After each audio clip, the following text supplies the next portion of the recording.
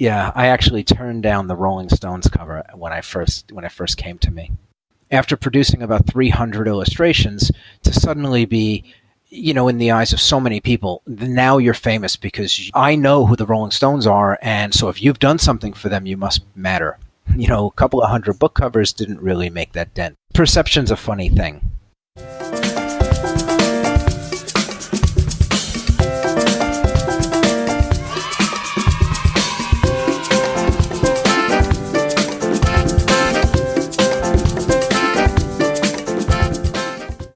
Hi Posse, it's Kim here. I'm looking forward to bringing you this chat with Kevin Murphy today. Before I do that, I just want to remind you that you can head to patreon.com/Art Supply Posse and find out how easy it is to support us. Hi Kevin, welcome to Art Supply Posse. Hi Kim, it's a pleasure to be here. It's fantastic to have you here. I'm really looking forward to this chat. So I'd like to start by asking, who is Kevin Murphy? I've been a professional artist for just about 30 years, and I've bounced around within the industry. I started out in my early 20s, or actually from about 22 until I was 28 or 29. I was a commercial illustrator. I worked primarily in science fiction and fantasy book cover art, but towards the end of that, I branched out into a lot of other things. I've done work for Lucas Arts, National Geographic, and actually my big claim to fame after about 300 commercial illustrations, the thing that really puts me on the map is I did a CD cover for the Rolling Stones. Oh, cool. Yeah, that's nice. That's not a small thing. And it's funny, after producing about 300 illustrations, to suddenly be, in the eyes of so many people, now you're famous because, you've done something. I know who the Rolling Stones are, and so if you've done something for them, you must matter. A couple of hundred book covers didn't really make that dent. Perception's a funny thing. Isn't it just? Well, look, let's do the right thing. Which album cover was it, so I can go and have a look, and the listeners can have a look when we're finished? Which one? Bridges to Babylon.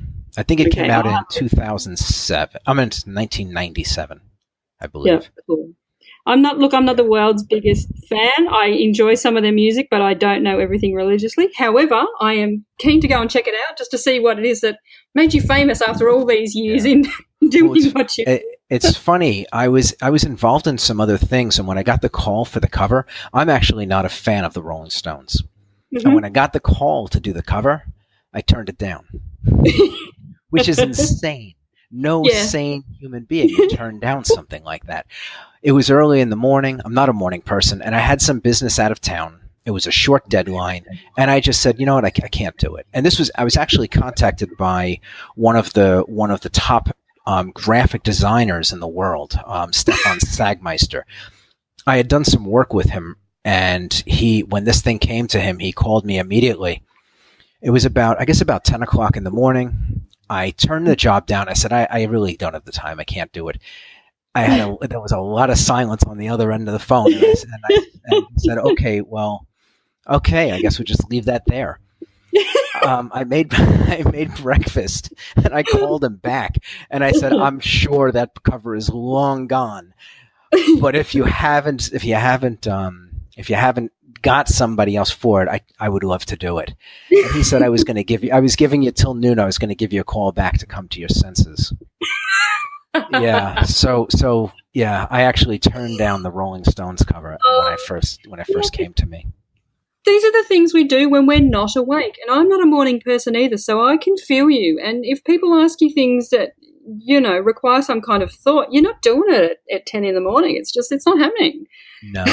No, it's amazing. Like, if I had to build my career between 8 and 10:30 in the morning, I'd be a sanitation worker or working construction or same. Yeah. I was a construction worker when I first decided I was going to get into art. So that's actually where I started. Okay. So was that to get out of working those hours? Was that illustration so you could just do the hours you wanted to do? It's funny, when I graduated high school, and this is such an interesting thing. When I grew up in the Bronx, New York, very tough area, and I went to school. I was a terrible student.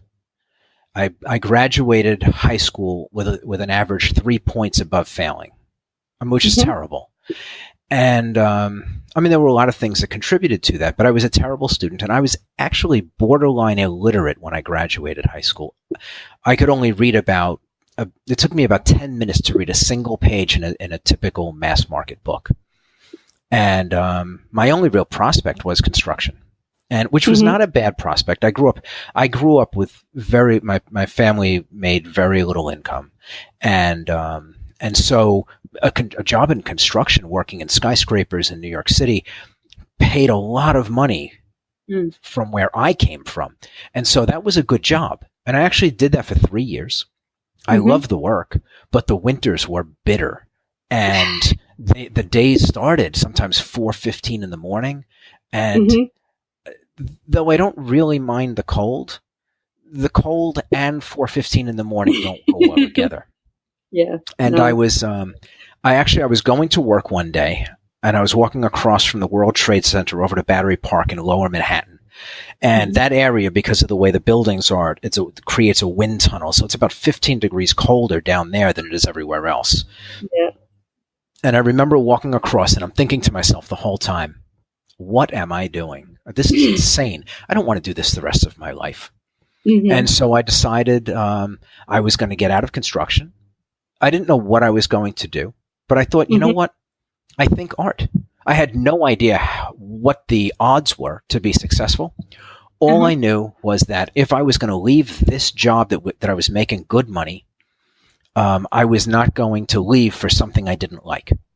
Yeah. And when I was working construction, I started reading every day on the train, and I took classes on speed reading. By the time I finished my time as a working construction, I'd read almost 1,000 books. I taught myself. I educated myself. I was reading at least a book a day for almost 3 years. And so I had fallen in love with all of the cover art on these books. And so I just decided, you know what, that's what I'm going to do. I had no idea what the challenge was, what the odds were. Had I known the odds, I might not have done it.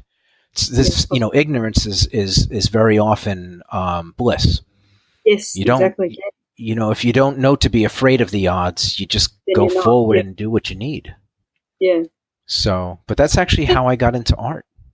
So, but taking it back a step, were you someone as a child, as a teenager who drew, or was it just simply you fell in love with the covers on these books and you were like, well, I want to do that? Well, it actually goes back a little bit further. So, like growing up in the Bronx, like I said, not a very good area. And if you're not, especially the boys growing up, if we weren't occupied with things, kept busy, it was so easy to get into real trouble. And I'm talking about real trouble, incarceration, and bad stuff. Yeah. And so my parents were very particular about this. We had always had to have something going on. And I played a little bit of baseball, but I wasn't a fan. And so I liked art, but I wasn't serious about it. I wasn't really serious about anything when I was a kid. Yeah. And so since I wasn't playing baseball, it was art classes. And it was a dinky little program for kids. I was about 10 years old. So I went and I did this weekend. It was weekend art classes for like one school year. And I went in and I drew the first day, and the teacher insisted that I start painting. And so I started painting, and I did that for a little bit of time. And, it's acrylic paint and 1-inch brushes, and it's kid stuff. And he had me copying postcards. That's, for the most part, what I was doing. I was copying postcards. And so one day, my father drove a taxi. And so one day, my father came home from work, and somebody had left a magazine in his car, a Time magazine. And in the magazine was a write-up on Boris Vallejo, very, very famous fantasy illustrator. The guy is just a giant. He is the equivalent of Norman Rockwell, except in the fantasy industry. He's just an absolute giant. And there were 3 paintings that were in there, and a write-up on him. Mind you, I didn't read about him. All I did was look at the pictures in awe. And so I cut the pictures out and I taped them up on my wall. And of course, as a kid, you don't know that a 1-inch brush with acrylic paint is not going to yield that result. And I painted aggressively for a little while. I mean, probably a couple of weeks, because I was so like, I couldn't believe that. And I was trying to do what I was seeing there, but it was impossible with what I had. But I didn't know any better. And so eventually that just faded. You know, you fail enough times. What's the point? You have there's no guidance. There's nothing like that. And so I stopped. Eventually those pictures got crumpled up, fell behind my dresser. And at some point I was cleaning up and threw them away. Fast forward, I graduate high school. I'm working construction. And I come across one of the images. I see it in the science fiction book club. They have these, you know, get 7 books for a penny, and then you have to buy like 2 more books over the remainder of the year. And they have these little, maybe like, I mean, tiny, like half the size of a postage stamp, black and white images of all of these books. And I recognized one of the images. So this is like 8 years later. I recognized one of the images. So I bought the books, not to read them, but for the art. Yeah. And I started dabbling in paint. I hadn't painted pretty much that whole time, that 8-year window. I dabbled a little here and there, but I was not serious at all. Maybe in that time frame, I produced maybe 10 paintings, no more than that. So over 8 years, maybe 10 little paintings. And it wasn't until those books arrived that I really got interested in the art that was there. So I went out and I bought some materials and I started painting. And it was actually one of those books that opened up the door to me to reading. Really, really spectacular book called, it's the set is called The Chronicles of Amber, by Roger Zelazny. Incredible fantasy series. Anybody who hasn't read it should go out and get it. Really, really incredible. But it's 5 books, and I think they're all put together now as a collection. But I read the books very, very slowly, and they made me want to read more. And once I started doing that, I went and I took speed reading courses, and eventually I was reading about 160 pages an hour, just flying through books. But that cover on that book got me to start painting again. And then eventually when I was doing construction and I'm thinking about getting out, art was the way I decided to go. I wanted to do covers like that. So I show up at work one morning. I decide on the way to the job that I don't want to do construction anymore. I'm now going to be an artist. I take all of my tools, give them to one of the apprentices that's there, and go home. I'm a burn the ships kind of guy. I don't like to have a plan B. I believe that plan Bs are where you wind up when you have one. I like the idea you have a plan A and you do everything in your power to make it happen, because there's no fallback position. And if you have that, how can you fail? Yeah. You know, and so I've always been that way. And so that's really how my career started. And so from there, I could actually really quickly bring you up to speed. From there, I went to the School of Visual Arts. I actually got in touch with Boris, tracked him down. And this is before the internet. I had to do this by calling. I knew that he worked out and he lived in New Jersey. I called hundreds of gyms in New York and New Jersey looking for him, and I finally found him. Wow. I just went by and I dropped off a portfolio. I asked him, and I asked for advice. I made sure I wasn't there when he was there. I just dropped it off, and he got back to me, recommended that I consider going to school. He told me my work was not yet sufficiently polished. If I wanted to be just a fan artist, it was fine, but as a pro, I had a lot of work to do. And so, and he said his son goes to the School of Visual Arts in New York, and so I should consider going to a school. And so, of course, if his son goes there, it must be a good school. So I got in. I went for 1 semester. And what I learned in that 1 semester was that I was not going to get an education there, not the one I wanted. And so I got out of there. And then I went out on my own for about a year, painted every day. We're talking about like 12 hours a day. And eventually I realized I couldn't do it myself. And I sent a letter to Boris's son, Dorian, who was now making a name for himself in the same industry. I sent a letter to the post office box address that was on the letter I got from Boris. And Dorian, his son, got back to me a couple of days later and invited me to come out and do some work out there. And I mean, it was great. As people go, they are some of the most generous people in the world. I mean, just I wouldn't have the career that I have without both of them, actually. But Dorian welcomed me into his house.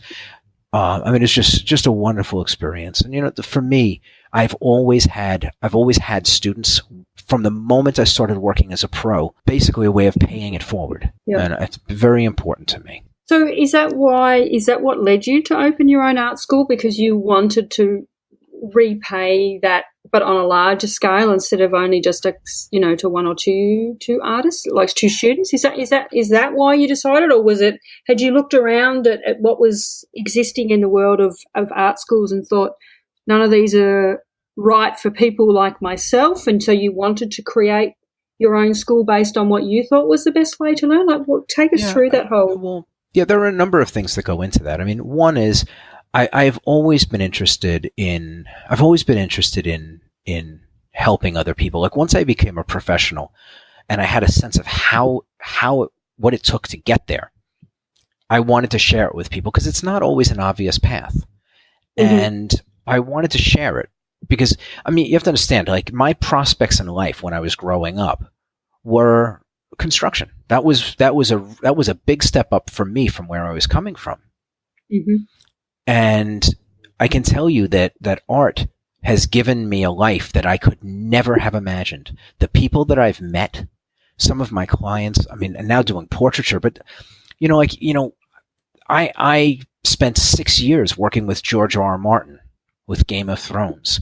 Who gets to do stuff like that? I mean, I've had so many wonderful experiences because of art that, I mean, they're too numerous to count.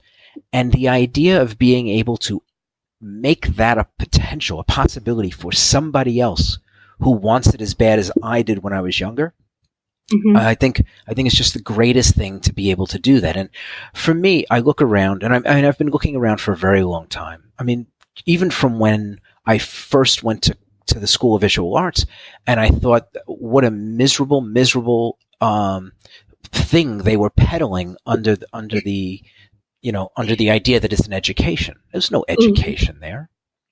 There were a couple of people that I went to school with who came from professional art backgrounds. They're the only ones who are making a living at art. Everybody mm-hmm. else spent, tens of thousands of dollars, and they walked out of there with nothing. Yeah. There's no concrete education to be had. Mm-hmm. Making art is not a special thing for gifted people. It's no different than math or science. Yeah. If you really want to do it, you just have to be shown how it works. Mm-hmm. It's really not that complicated. I mean, look, in the end, painting, if you boil it down, is just pushing around colored mud with a hairy stick. I mean, let's take all the glamour away from it. It's a simple thing. Yeah. Most people don't even realize. And again, it's taken me a very long time to figure these things out in a way that I could explain them. Yes. But in a grayscale drawing or painting, and anybody who looks at art knows, in grayscale you can produce some incredibly elegant work. There are only two moving parts. That's it. I don't care how complicated, even if you did the Sistine Chapel in grayscale, it is only two moving parts. Values, meaning how dark or light the shade of gray is, and the edges in between each shade. There is nothing else. And the edges are either sharp or gradients. There's nothing else. No matter how far you look, no matter how complex the image, the moving parts that you use to draw a ball sitting on a table are the same ones that would be used to paint something as extravagant as the Sistine Chapel if you were dealing in grayscale. And when you move to color, all you're doing is adding color. Yep. That's it. Three moving parts for the most extravagant painting you've ever seen. But you have to understand how they work. Yeah. And that's the key. Where do you learn that? I can promise you there's not a college in the world that could explain in 5 minutes how those work. It's terrible because, it's technical. I mean, you think about it. I always try to explain art without talking about art because it's, art, there's so much opinion thrown into it. But let's say we equate, let's switch the language, and, like people, you'll hear things like a technical education ruins creativity. So I don't want to do a technical education. But if you did that, say you did that with English, you want to be a poet. You cannot be a poet if you don't know the alphabet, if you don't have a vocabulary, if you don't understand grammar. There's no poetry. I don't think any of the great poets in the world in any language thought that the foundations of the language itself were irrelevant or held them back. Same with musicians. You have to learn how the notes work, the chords, and all of those things, the technical nuts and bolts, to then create music. I don't think any of the great composers were held back by their technical knowledge. And that's across the board. Dancing, all of the things, all of the arts, except for visual art. And that's because visual art is a moneymaker. Yeah. Visual art is a moneymaker for the wealthy. And so, however they steer it, whatever's being bought, those are the people who then get to define what matters and what doesn't matter. If you're for the longest time, if it wasn't abstract, it wasn't worth anything. And I mean, you could buy a Bouguereau for $100,000, which is insane. But it's just because the market, based on who was buying and what they were buying, degraded the value. Even a Rembrandt. I heard one of the Rembrandts was found in a bar somewhere. I mean, a bar. Are you kidding me? A bar. The Night's Watch. I don't remember that. I'm pretty sure the Night's Watch was in a school gymnasium at one point. Oh goodness! I mean, how insane is that? It's actually being restored right now. But but the thing is that these things, they fell out of favor because there wasn't enough money to be made in them. Michelangelo produced something like, I think, 8,000 finished works in his life. And that's every sketch, and 8,000. I think that was the number. Picasso produced 88,000 finished pieces of art. If you're trying to sell a commodity, the 88,000, there's just more to sell. Yeah. The work is generated so fast. And so, from the commodity standpoint, the abstract stuff, who's to say if it's right or wrong? If somebody paints a portrait, if it's wrong. But an abstract piece, who knows? Was that the red they intended? Did they want the edge there? Did they even think about it? We have no idea. And so abstract work, things that aren't attached, that are not representative, it's impossible for us to know whether or not they meet the intent of the artist. We have to trust that that's the case. And I would assert that it is almost never the case.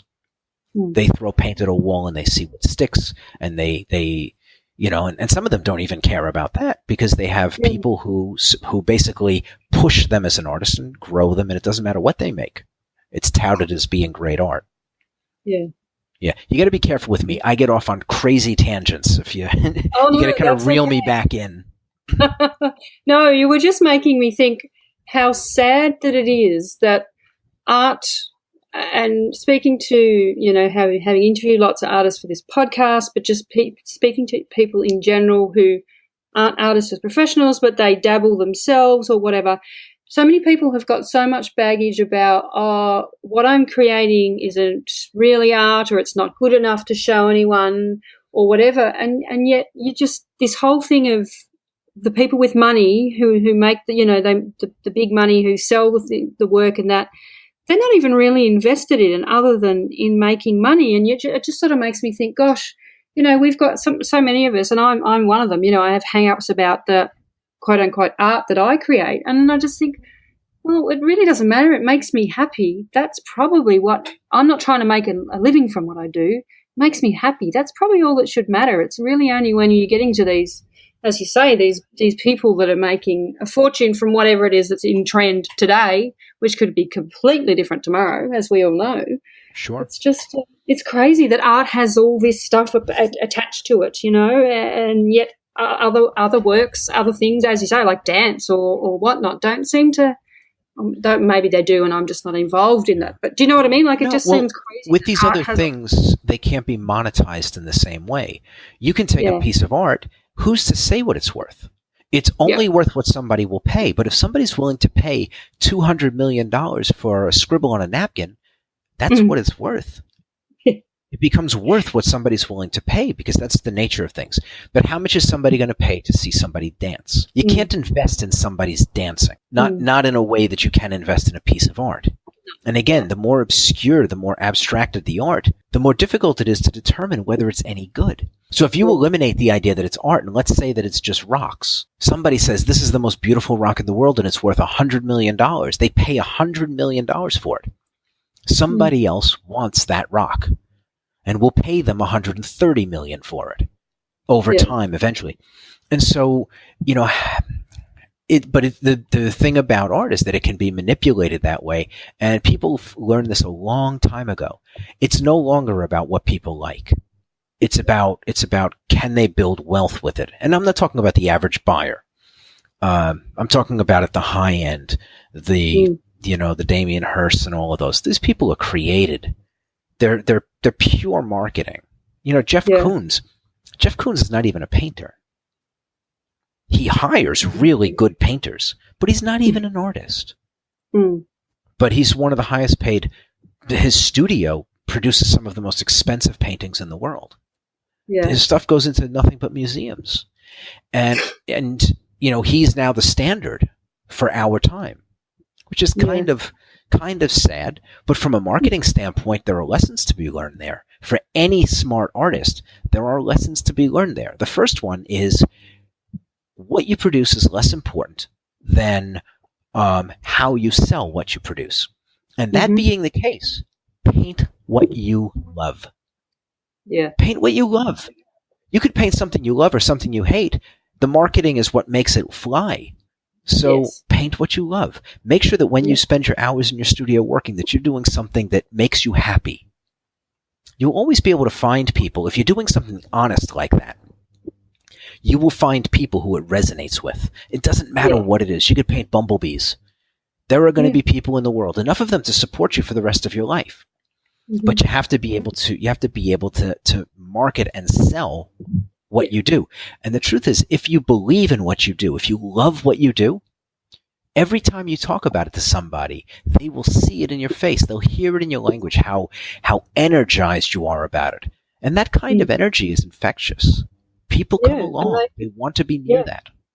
Yep, and then they want a piece of that. So then that means they'll buy that bumblebee or whatever it is because they've seen you and heard you and talk about it and love it, and they want a part of that, and that's how they do it. So I like that way of thinking. That's quite good. So, but if we just take it back to when you were working, creating these covers for sci-fi and fantasy books. Yes. Well, can you remember what it was like the first time you saw your work on a book?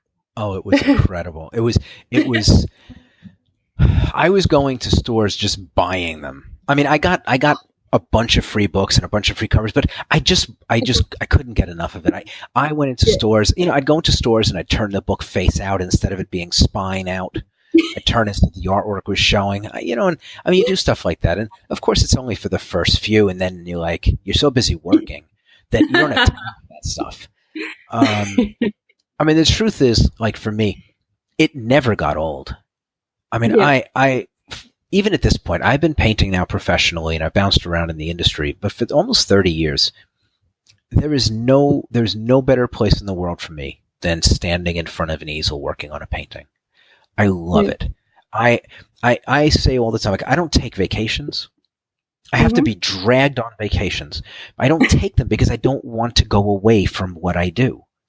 Yeah. I love what I do. I get up every day. It's never lost on me how lucky I am that I took this path and I found this, or it found me. And, one of the big things, with starting the online school, or even the brick and mortar schools, but the online school is my way of offering what I have figured out to anybody who has that dream. Because I believe, and I've been doing it now. I've been doing it in the brick and mortar school in New Jersey for 10 years. I produce professional level students at a high school age. One after another. These are not hit or miss. One after another. You come into the school, you can see in the course of a week about 170 students. Every one of them at a high school age producing incredible paintings. And the thing is that I take it personally, the education. Like I don't believe that a student who puts in an earnest effort can fail. I Mm-hmm. believe only the teacher can fail as long as the student is working hard. Mm-hmm. And because the teacher's job is to figure out how to make sense of something for the student. Not every student learns the same way. And so you Yeah. have to be creative in how you explain things. And again, this is one of the reasons I never teach art using art as an explanation. I use other things. I describe it with things that are much more common. Cooking, boxing, numbers. I try to stay with numbers because numbers are absolute. They're an easy thing to understand that there's no flexibility in them. 1 + 1 is always 2. It never changes. Yeah. And so I try to explain it in things, but in things that are common, they're more universal. Yeah. And, and everybody at the school, they're all in the same place. They're all just learning. Me too. All I have is a head start. Yeah. And my fondest wish is for every one of my students to surpass me. Because, I mean, what a great thing to be able to sit back at the end of my life and watch my students doing things that I couldn't do. Just a great way to kind of walk away from it. Mm-hmm. At the end of my life, to see so many people doing so much with, I'm basically just giving them an acorn and they're going to grow an oak tree out of it. And, because I don't do it. As a teacher, teachers get a lot of credit, and I would say in a lot of cases it's fine. They should take the credit, but I don't take any credit for what my students do. Because all I can do is show them. I can kind of open doors and turn on lights, but they've got to go into the rooms and investigate. They have to commit the energy. They have to decide for themselves just how far they want to push it and how much they're willing to commit of themselves. The truth is, the difference between, in a lot of cases, if you take two artists who are equally trained, one could be just super successful and the other one not be able to find a single job anywhere. And the difference is just their attitude. One doesn't let anything go by that isn't exactly what they meant it to be. And the other tolerates that in their work. They'd rather be done than to spend a few extra minutes kind of touching something up. And, artwork, I say all the time, rarely dies. Artwork being created by somebody who understands what they're doing rarely dies from a catastrophic injury. Artwork is usually destroyed by the death of 1,000 cuts. One thing here that's just 99% of what it could be. Another thing over here that's 87% of what it could be. Something over here. One little thing like that doesn't do much damage to the painting. It's invisible. But 100 of them destroy what could otherwise be an incredible piece of art. And it's always the little things. The artists that don't let the little things go by always rise to the top. Even with a lesser skill level than somebody else, it's the commitment of the artist that makes all the difference. Of course, you have to know what you're doing. You have to understand how the parts work. But if you understand the components, then it's just a matter of how serious are you? When you see something that's not right, do you fix it or do you just go, it's not so bad and move on? Yeah. Yeah. And so attitude is a very big part of it. So what is it like for a student at your school? You mentioned the students, a lot of them being, teenage age. Do you have older students as well, or is it you tend to attract younger students? What's it like for someone, perhaps someone's listening to this and they think, what, I wouldn't mind giving Kevin's school a crack. What, can you talk us through what that's like?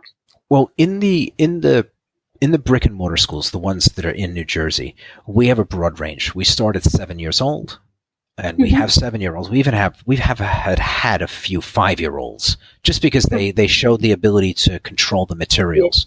Fine motor dexterity had developed early for them. And I have my oldest student is in his mid 70s. I have a student who has rheumatoid arthritis. I mean, anybody can do this. It's only a matter of how badly do you want it. Are you willing to put in the work to learn? If you, one of the big things, and this is tough. So Imagine if I told you I wanted you to commit 100 hours to making a painting, and you didn't know, we're going to do a painting like the Mona Lisa. Let's say we're going to do a copy of the Mona Lisa. And I say, I want you to put in 100 hours, and we have no idea what the 100 hours will yield, but we'll see at the end of 100 hours if you did a good job. Yep. Right? How many hours into the painting would you get if it wasn't coming together beautifully before you surrender? Most people would give up within probably 10 hours. If it didn't look like it was coming together, if they couldn't see it coming together, they couldn't look down the road and perceive that it was going to be that result, they'd give up. And even if they finished the 100 hours, they would have surrendered, 90 hours earlier. And so they just kind of drag themselves through the process. But what if I told you that if you committed 100 hours, I could absolutely 100% guarantee that your painting would look exactly like the Mona Lisa. Flawless copy. Now, that's a very different change in how you think. If you know you're going to get the result, it's very easy to commit the time and energy because you believe, you know what is coming. Even if you get 85 hours in and it's not coming together yet, the guarantee will keep you focused. And so, for me, let me describe what I've done with the program so that you get a sense of why it works. Yeah, sure. So, imagine if I gave you a stone the size of a soccer ball, okay? Maybe made of granite. And I said to you that everything you want to know about making art is inside of this stone. All you have to do is eat the entire stone. But once you get the entire stone down, you will be able to do everything you want to do. You'll know everything there is to know about making art. Most people would look at that stone and simply put it down and not even try.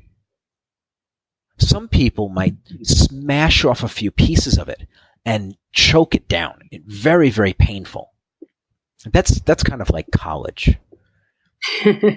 What I've done with the program is I've taken that stone and I have ground it down into a powder so fine we can sprinkle it on your food like it's salt and you don't even know it's there. It's painless. It's work. Don't get me wrong. You have to work.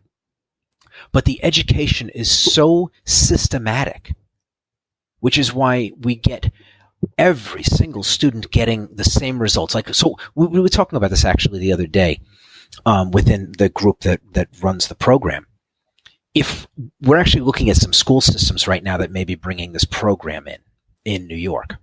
And so what we were looking at is how would we grade this? How would we grade this work? And in the conversation, we realized if this was a school where we gave out grades, 100 being a perfect score and 65 being failing, our average student would be scoring 85s. That's like our average student, or maybe even more than that. And we got a bunch of students at each level hitting those 98s, 99s, and 100s. But we don't have anybody failing. We don't have a single student failing. The ones who show up and do the work, we don't have one student fail. In my schools, and that's the online program, we're reaching people. I think we have 10 people in Australia. Good to know. I think we're in about 32 countries: South Africa, Dubai, Saudi Arabia, Canada, all over the U.S. We're throughout Europe and Asia. I mean, we have students everywhere, and we're seeing identical results everywhere. And what it is that the system is simple. It's been broken down. Every time I come up with a problem, I try to find a way to break that problem into two, so that because a smaller problem is easier to solve. And so we break this thing down and we compartmentalize the process. And like I said, I mean, we have people all walks of life just absolutely just killing this program, doing so well. So it sounds like a good way to run any type of subject, really, breaking it. So you just look at the school system. I don't know what it's like in the US, but I know what it's like here in Australia, and you just think sometimes what are they being taught, or why are they being taught that way? And it sounds like you could take your art course and you could break it out, send it to everyone, and they could do different subjects. Which is this is totally off topic. I completely realise that. Yeah. But change the way school is approached, because I do shake my head sometimes when some of the things that are how students, how kids are taught. You just think, why do it that way? They're not getting anything from that. Yeah, well, they created, in the United States, they created a system called Common Core. And math has become, it's impossible. It takes like 25 steps to multiply two numbers. I look at my kids' homework and I don't even know what to make of it. It doesn't make any sense. I look at it and I can do the math in my head in 3 seconds, and it takes my kids 20 minutes to do the question the way that it's designed. It's so, I don't know who created it or why they thought it would work. And basically what they've done is they've created 20 steps out of something that could be 2. And again, they've overly complicated. It's almost like they don't want the kids to learn. Mm-hmm. And look, I mean, the art schools, you're looking at least in the United States, all the way up until high school, I give them a pass on what they're teaching, because for the most part, what they're trying to do in art, at least, is broaden the horizons of students and give them a sense of what's out there, so that they can then, if they like art, of course they're going to be doing it on their own. When they go to college, then they can focus on what they want to learn. My issue is with the colleges. Some of these colleges, $250,000 US for an education that is completely useless. These schools should be hauled into court for fraud, because nobody's teaching. And it's not even really the fault of the schools, because they can't get the teachers. I mean, you think about it. How many people actually understand the technical skills necessary to make paintings? Maybe 1 out of 1,000 abstract painters even has a clue. It's only the more traditional artists who understand the technical underpinnings. Okay, and again, I'm speaking broadly, because obviously there are some people out there who don't do representative work who understand these things. They have a strong grip on color theory and edge, and they understand it, but they're rare in that end of things. It's really the people who are painting landscapes and figures, even still lifes, who are going to be the more traditional stuff, who are going to understand the technical skills. Because when you're painting something that's supposed to look like something in the real world, you have to know what you're doing to make it look right. And if you don't have skills, everybody knows that they can see it in the work. So you think about, how does a school get those people to come and teach? Most of those people are professional illustrators. They're not even fine artists. They're professional illustrators. Why would a professional illustrator who has all the freedom in the world stop what they're doing to go teach a class at a college at a substantial cut in pay? Why would they do it? And so the schools struggle to find skilled teachers. But that's not going to stop them from holding classes. I think I read somewhere Pratt, which is one of the top schools here in New York, their freshman class brings in $17 million a year in freshman tuition. They're not giving that up just because they couldn't find a painting teacher. No, they're not. They will put anyone in there to teach that class, and at the end of your 4 years of school, and they've got their $250,000, it's your fault that you can't make a living, because your art's just not, and your art's just not in favor at the moment, is what they'll say. But the thing is this: bottom line is, they didn't teach you anything to put you out into the world to be able to make a living. And the schools, it's so easy for them to just kind of put it back on the student and say, well, maybe it's just not, maybe it must be you. Well, you got your degree from us. Now, they don't say education. You got your degree from us. Now it's up to you to do something with it. Mm-hmm. But it's not fair. And the thing is, most of us, we trust these institutions. I trust that if I go to a doctor, the doctor's doing the job that he or she has been educated to do and is doing it well to the best of his or her ability. If I go to an art school, I expect that I'm going to get an education for the money that I spend. And if I spend more because I'm in a better school, I expect a better education. So all of these people going to these schools expecting to get an education. So when they leave the school, they believe that what they got when they were there is an education, even if it wasn't. And then they go and they peddle that as an education to the next generation. Because what happens is they become teachers when they can't pay their bills. They become teachers, and now they're selling something. They're selling an education that doesn't work for them. What is it going to do for the next generation? And it gets watered down. The only people who can really teach art are people who can do it professionally. If you can't make art professionally, you shouldn't be teaching it. Not at the college, the university level. Because what do you have to offer? You have no insight to what the professionals are doing, what the companies that would hire you or the clients that would hire you are looking for. You're selling skills that you don't have, potentially making it even harder for a student to get out there into the real world.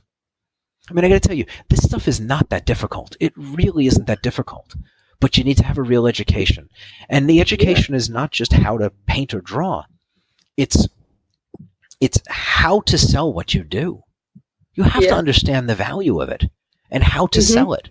And these are not hard things. A piece of art when it hits the market, it's a commodity. It's no different than hammers. But but hammers at least do a job. Paintings and sculptures don't do anything but enrich our lives. That's important. I think that's very important. No, it's very important. I get your point, but they are very important. Right. But the thing is, part of the job of an artist is to educate somebody, and not in a demeaning way, but to educate their consumer. See, there was a furniture company here in the U.S. many years ago, and in the commercial, it said, "An educated consumer is our best customer," and that is true about art. The more your customer, your potential buyer knows about art, the better it is for you if you know what you're doing. And so if the person you're talking to doesn't know enough about art, you can teach them. You can educate them. You can open their eyes, because art does enrich our lives. Life would be unbearable without art. Imagine if we took away paintings and sculptures and dance and music. Imagine if there was no music. That would be horrible. It would be awful. Dance. Awful. I couldn't live. Think about this. If you eliminated art, there'd be no movies. No, that's true. Yeah. Life would become unbearable very quickly. Oh yeah. It would be awful. And so how do you explain that to somebody? I mean, it's not that hard, but you have to understand it yourself, and you have to believe it. You have to believe what you're saying. And really, that's part of what should be taught in colleges and whatnot, about the importance of art and why, not just simply because it looks good, but because it makes you feel good, or whatever the case may be. As you say, it makes life bearable. But it should also be taught to people who are wanting to become an artist, how then to market it and find their audience. That's certainly something that's lacking here, I would think. Well, you know what the colleges in the U.S. do? Rather than teaching students, because, again, most of these people that are teaching, they couldn't tell you how to make a living at this. They couldn't tell you because they have no business acumen. Yeah. They actually have galleries that sell their work because they can't even – most of these people have no social skills. They spend so much time in their studios, the ones who can paint, spend so much time in their studios working, talking to themselves. They don't have the business or social skills to be able to go out into the world and interact with the kind of people they need to be able to build a healthy career. It's not a hard thing to do, but you have to know how it's done. Again, all things, if you don't know what you're doing, it's a long road to figure it out. And there are books on this stuff. I mean, there are books on this stuff. But, I actually wanted to go back to something you were just saying, about what the schools are, should be teaching. You know what the schools offer instead of that? Making art is not for money. That's what they tell their students. It's not about the money. Yeah. So what about the $250,000 I'm paying for the education? What do you mean it's not about the money? Of course it's about the money. I need to be able to sell my art to make money so I can afford to continue making art. Otherwise, I'm going to be flipping hamburgers somewhere. Right? So if I want to be able to make art, the thing that I love, for the rest of my life, it needs to generate enough money to pay my bills. So don't tell me that I shouldn't be making art for money. And that's another big thing. Like, when the school fails you, the universities fail you because they haven't educated you, and you go out into the world and there's no money to be made, you sit there thinking to yourself, because you've been brainwashed for 4 years, that it's not about the money. It's about doing what you love. And of course it is about doing what you love, but you're not going to be able to do what you love for very long if you can't make money at it. No, because you still have bills coming in and you need food to survive. And yes. Yeah, reality. Yeah, exactly. And eventually reality, you crash with reality when you get out of these universities. And again, what happens is most of these people, it's human nature. Nobody wants to look like a fool. And so if you spend $250,000 to get an education at a school and you learned nothing, and somebody said to you, well, you didn't learn a thing there. Look at this junk you're making. You would defend the junk. You would defend the education, you defend the junk, because if not, you just gave $250,000 to somebody for nothing. And nobody wants to be that person. So they will adamantly defend something that they, in their hearts, have to know that they got taken. Yeah. And it's they'll argue for their own deficiencies. And the thing is that we're not talking about one person, we're talking about everybody. And so they become the loudest voice in the room. Everybody, I think we have 100,000 students graduate from art universities in the United States every year. And it's only a couple of thousand that ever find jobs, like every year. And so if let's say you have 10,000, which is an insane number, but it's not even close to that. But let's say 10% of the 100,000 graduate and can find work. That means you have 90,000 people basically arguing one side of the argument and 10,000 arguing the other. And the guys who are working, those people, they're not arguing with anybody. They're too busy working and making money. Yeah, that's right. So the only voices you hear are the people who are saying you don't do it for money and defending the art system, the schools.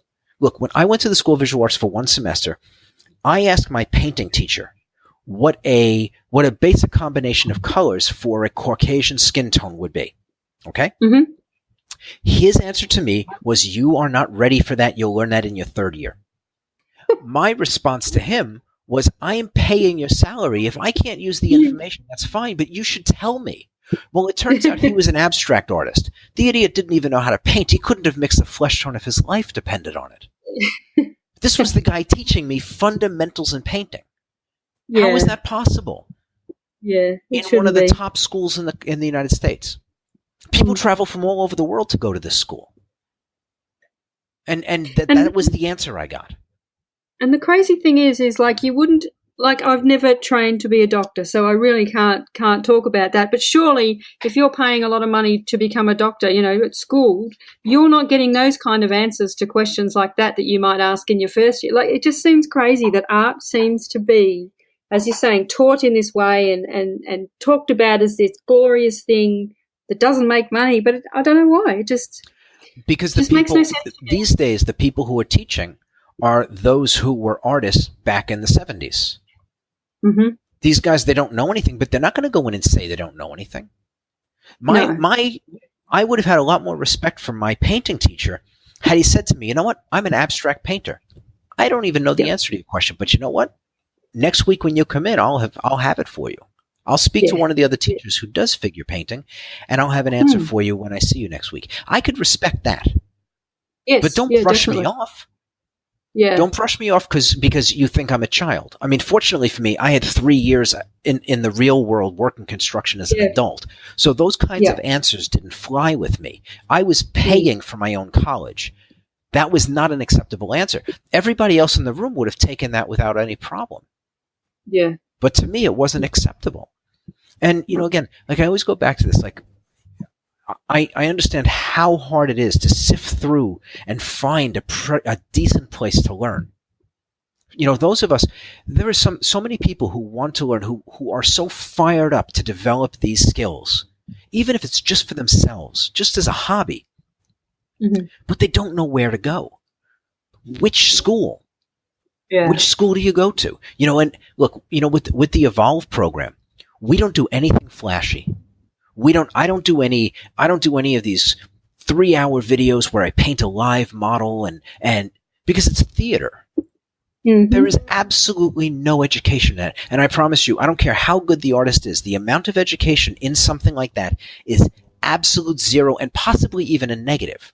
Because you watch the video, and everybody who's done this can understand. You watch a video and you see some things and you go, ooh, I understand that now. And then you try to do it and it doesn't work. And the reason that it doesn't work is because that artist you're watching is making 1,000 calculations with everything they do. You can't see the calculations they're making. Mm-hmm. And so every mark they put down is so specific. When you try to do it yourself, they're not specific enough. And so everything falls apart because of that. And so these videos, and look, I mean, as a professional, I love to watch other pros work. But I understand what I am watching. I understand when the person's mixing something, he grabs this kind of really strange colored green and drops it in. I'm not just looking at it and going, oh, he grabbed green. I know exactly why he grabbed that color. And I know what it does to the mixture that he's mixing because I know the colors. I've mixed them myself 1,000 times. Yes. So for another professional, it's fine. It's great to watch. But if you are not a professional, if you don't have that level of skill, those videos will send you off in directions that you don't want to go. And you'll be doing this work, you'll be doing stuff, and nothing will be coming together. And you get frustrated. And what it is that you are trying to do something with, let's say you have some knowledge, but you don't have the experience. And it's the experience that bridges the knowledge together.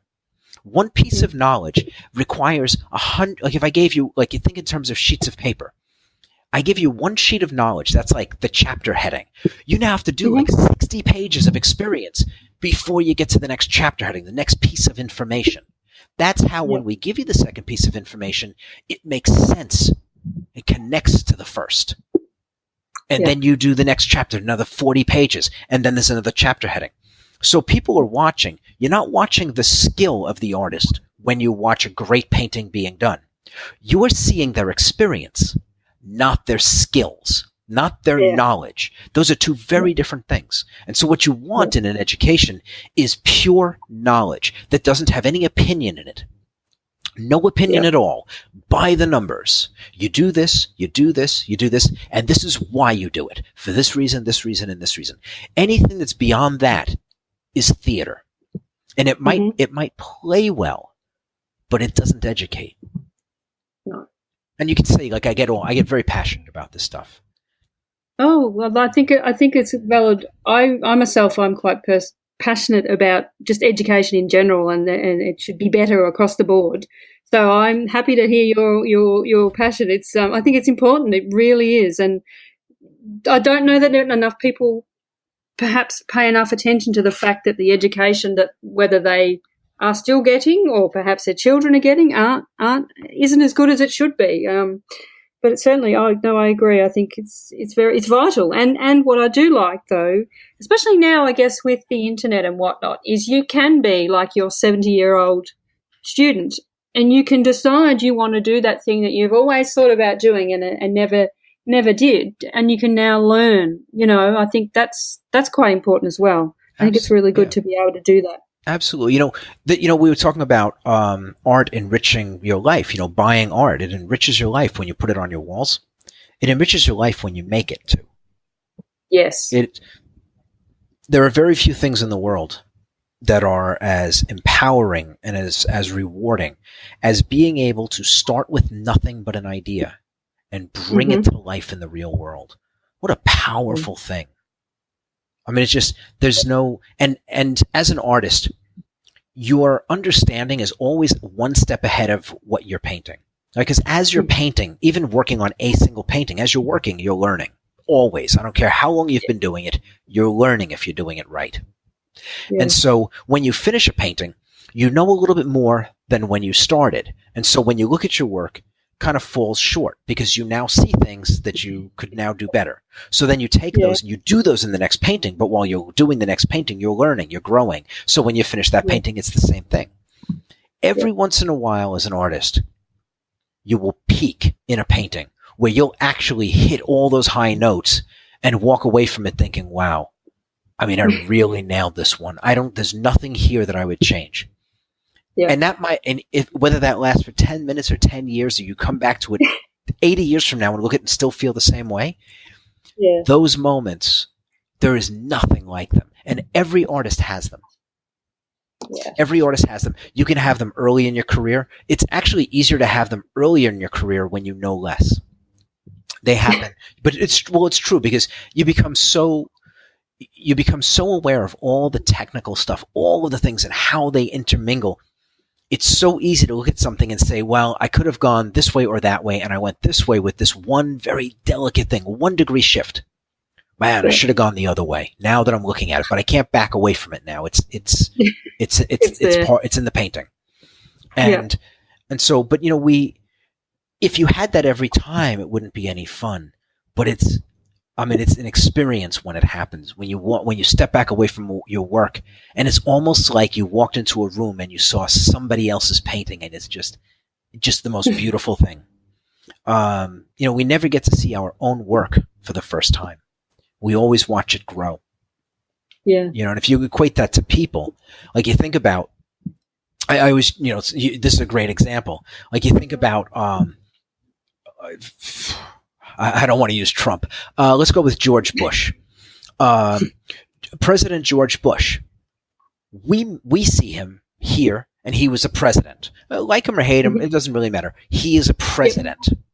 Yes. Because that's how we met him. Yes. His mother doesn't see him as a president. Yeah, she correct, watched him. She changed his diapers. Yeah. She watched him grow into what he is. The same way that an artist watches their painting grow. Somebody else can walk in and see the painting for the first time and be blown away by it. But you, as the artist, have been holding that painting's hand from idea all the way to finished marks. And so you see it differently. You would never see it. If you had a child and they rose to the level of, say, prime minister of a country, you would always see them as your child. You'd be very proud of them, but you would always see them as your child first. And your paintings are no different. And what this is like is, when you really hit the nail on the head, really pull off an incredible piece of art, it's like realizing that your kid is, wow, my child is the prime minister. Wow. Damn, that's pretty cool. I must have done something right along the way. And then you move on to the next painting, and it doesn't happen there. So. Yeah. But that's good, because when they come there, it's exciting.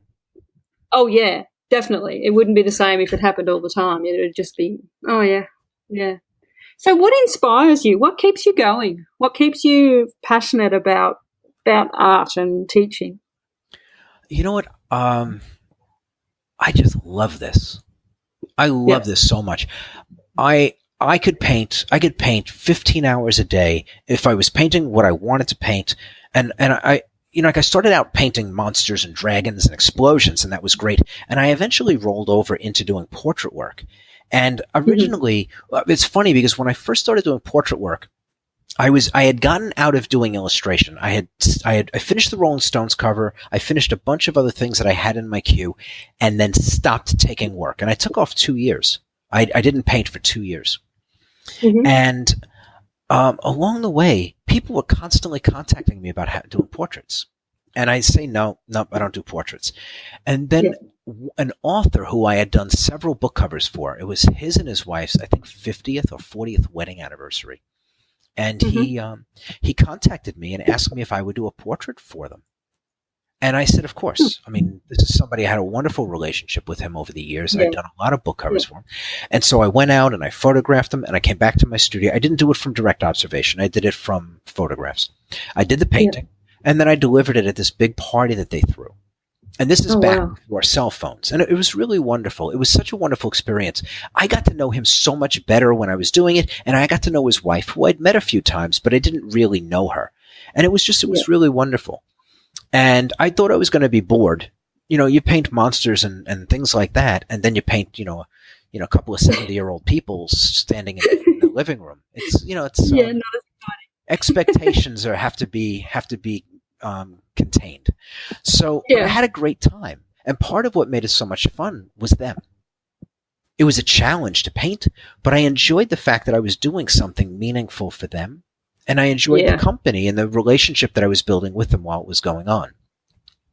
So I deliver the painting. They have this big party. The painting is unveiled at the party. And so I get home like 3 days later. I had stayed a couple of extra days out there it was on the other side of the country, just to spend a little time in the state. I hadn't been there before. And I get home and I've got 3 requests on my answering machine at home. People who were at the party who wanted to have paintings done, portraits. And so I called each one of them back. The first one I said, yeah, I'd love to do the portrait. The second one I said, I'm not a portrait painter, but I will put the painting in queue. And if I'm still interested in doing portraits when I get to it, I'll give you a call. And I did the same with the third person. And like 150 portraits later, I got him. Yeah. And the whole time, every single one of these clients, I would tell them, I'm not a portrait painter. I was booked 2 years out. I'm not a portrait painter, but I'll put the painting in queue. But by the time I get there, I may not be interested in doing it. I was just waiting to run out of steam on this stuff, but I was meeting just the most interesting people. I mean, I have met some really, really amazing people. Many years back, I did a portrait of George Takei from Star Trek. What a great guy. What an interesting person. What an interesting story. And he wasn't out like these days, he's everywhere. Yeah. But back then, he was just quietly living his life in his own circles, doing his thing. He was and he's always been an activist to some degree in one way or another, because of his upbringing. It was so important to him, and he's made a big difference in a lot of lives because of it. But he was kind of quietly doing his thing at that point. And it was just such an incredible opportunity to meet and spend time with him. I wound up spending an entire day with him. He took me around LA. What a great guy. I mean, I can't say enough nice things about him. And for me, like, I'm doing these portraits and I'm meeting these people whose paths I would have never crossed otherwise. And some of them were just like regular people, but even they have interesting stories. And for me, I wanted to know who they were before I painted them, so I know who I was painting. And some of these people, their stories are just amazing. And a good number of these people, over the years, I've maintained relationships with them because I wanted to have them in my life. Even if it's a phone call twice a year, just to catch up and see how they're doing. And, but just like for me, being able to do this, I couldn't sit in an office. I'd lose my mind. Yeah. And for me to be able to wake up every morning and know that I have an idea in my head and I can make it real. I can bring it into the world. And again, you have to believe in what you do. I believe that when I make art, it has value, that it makes the world, even though it's a tiny, tiny, tiny little bit, it makes the world a better place. I'm adding to the world something beautiful. And even if it affects just one person, that's enough. It's no different than putting a smile on the face of some stranger by holding a door for them. Helping somebody who drops something. But even if those little ripples matter. And even if I believe that art in general has a much broader impact, the ripples are much bigger. But even if that's all I'm doing, I think that's a worthy thing to do. Absolutely. And like I said, I mean, I get up every day. It is never lost on me how fortunate I am to do what I do. I not only do I get paid for it, if I didn't have a choice, I would pay to be able to do it. Yeah. It's not even like if it was necessary for me to write a check on a daily basis to be able to paint, I'd write the check every day because I love it. I love it. I never want to be out of my studio. I never want to be, and the same thing with the teaching. So like for me, like, I was saying earlier about how I take it it's personal to me to make sure that all of my students learn. It's not something I take lightly. We have this online program. I have people on the other side of the world. I have face-to-face chats with them online when they're having problems. They can't believe that they have access to me. I'm sitting here in my living room talking to them. And I make the time. I make the time whenever somebody is struggling to get them over the hump, to get them to where they want to be. Because I understand what it means to me to be able to do this stuff. I want to share that. I don't believe that what I know, that it's mine. I don't own it. Yeah. It's on loan to me while I'm here. And if I don't share it, it just strikes me as being terribly selfish. Over the years, I've taught a lot of people who have gone on to become professionals. And it wasn't like I was teaching like I am now, but just by offering insight to what I do. Now that I've quantified the program, I'm seeing it, like I said, globally. And my goal is to change how art education is handled everywhere. This is not, to me, this isn't an online school. This is a movement. It is a movement to make this kind of understanding accessible to all people. I mean, you think about how many people, when we're kids, we're all artists. How many kids stop making art because some kids just get much better faster, and they don't feel that they can keep up, and so they kind of give it up. But what if they were all learning at the same pace, and they were all developing, and they could see the results? How many more artists would we have in the world? Even hobbyists. Even people doing it as a hobby. But think about the contribution to the beauty of our world that those people could contribute, even in little ways. I just, again, we teach math to everybody. Why don't we teach proper art? And what it is that there's no proper art being taught, or it's very, very hard to find. I mean, it's which is unfortunate. I mean, it really is unfortunate. And you know what? I am doing my part to do something about it. To a degree, I'm an activist. That's a funny term for me, but I am an activist. I don't like to sit by when something that I think is wrong is going by and I have the ability to fix it. So here's Evolve. And Mitch, my business partner who's up in Toronto, he is exactly the same way. He was an animator.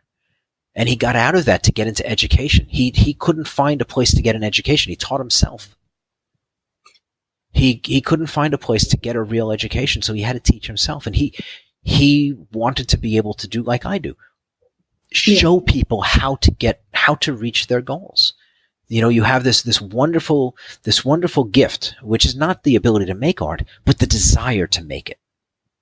Yes. A burning desire to make it. And most people who are creative, even if they get away from it for a while, they get drawn back in.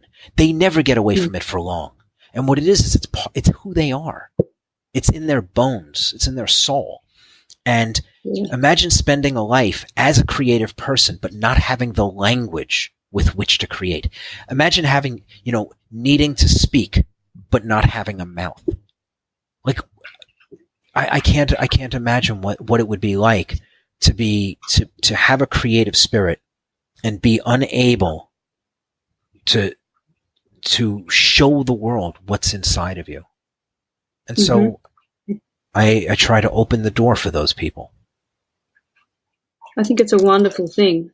I couldn't imagine it myself. I think it would be absolutely awful to not be able to express myself, even in the ways I do. So I just, I think it's a wonderful thing you're doing.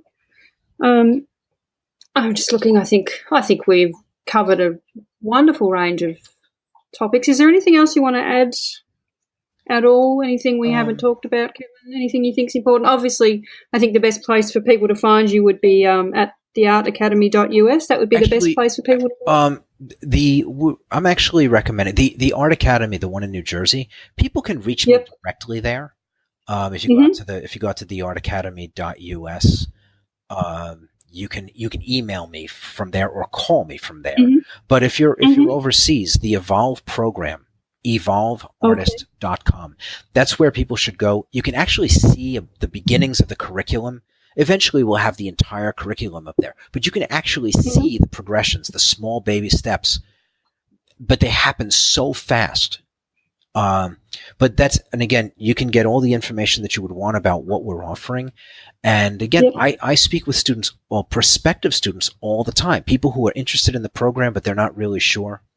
They'll reach out to Mitch, and Mitch will put them in touch with me. I do live chats with them and explain, answer their questions. And look, I mean, people will know if this is for them. If they really want to learn this stuff, they've got a fire in their belly for it, or if they've always wanted to do it, but they didn't have an opportunity. This is probably the place for them. And mind you, I say it is work, but you love what you do, and you know that if you believe that you're going to get the result, which I promise anybody who does this program will, if you know you're going to get the result, going through a little bit of work, and the work is actually just at the beginning. It's breaking inertia. It's getting the fundamentals down. It's very quick. Well, it's not very quick. It actually is a little bit slow at the beginning. But once you have the fundamentals, the pace of the program is so fast. And but what I would say is also another thing is, we get just for people who are taking a look at the program, the program is really inexpensive. It doesn't look nearly as inexpensive as it is. I forget what the total. I don't handle that end of stuff. I don't handle the business end of it. I handle the education. But we send out, if you sign up for the program, all of the materials for the program are shipped to your door. Pencils, paper, photographs, paint, brushes. I mean, we use Old Holland paint. It's the finest paint in the world. And that's part of what we use. Everything is top shelf. And the material cost, the boxes that are shipped to the students, the material cost is like a third to a half of the total cost of the tuition. If you went into the store, and that's what we get it for. If you went into the store and bought it, it would almost cost you as much as the materials alone, what we charge for the program. The materials can be very, very expensive if you're going into stores and buying them. We're able to get the entire program to people for just about what it would cost to buy the materials on your own. And so the program, it's a real steal. And I mean, the entire program, 12 blocks, costs about what a summer program at the average college costs. And again, we do guarantee the results too. We have a money back guarantee, because a lot of people, one of the biggest things we've run into is people look at it and they say, no, it's too good to be true. But I can tell you, I have had that conversation with hundreds of people, and hundreds of people that I had those conversations with have gone on to learn how to produce this stuff. Fantastic. Well, the listeners will have links in the show notes, so that always makes life easy for people. But they can, of course, just head to the website themselves if they wish. But thank you so much for taking time out, Kevin. I really enjoyed this chat. I'm sure our listeners will have enjoyed it as well. It's been fantastic just talking about all things art and education. It's an incredibly important topic, I think.